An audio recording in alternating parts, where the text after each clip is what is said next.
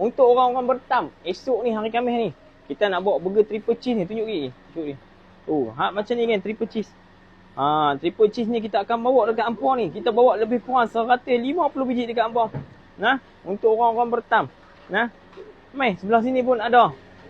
Sebelah sini kita ada ayam grill untuk orang-orang bertam esok, insya-Allah dalam 140 biji. Tunjuk dia ayam grill kita. Tu dia marination kita pun padu. Banyak tu.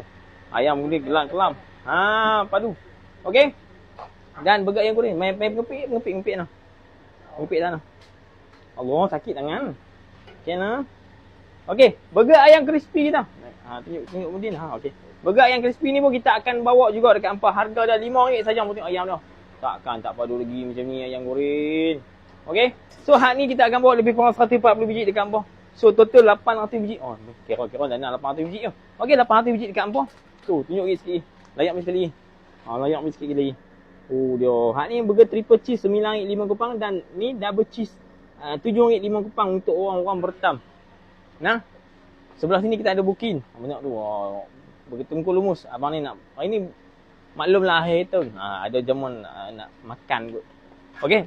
Untuk orang bertam insya-Allah esok kita akan sampai dalam lebih kurang 5 petang Melayu. 5 petang Melayu sebab apa kita dah keluar Kedah. Nak pergi bertam pun lebih kurang sejam ke 2 jam macam itulah.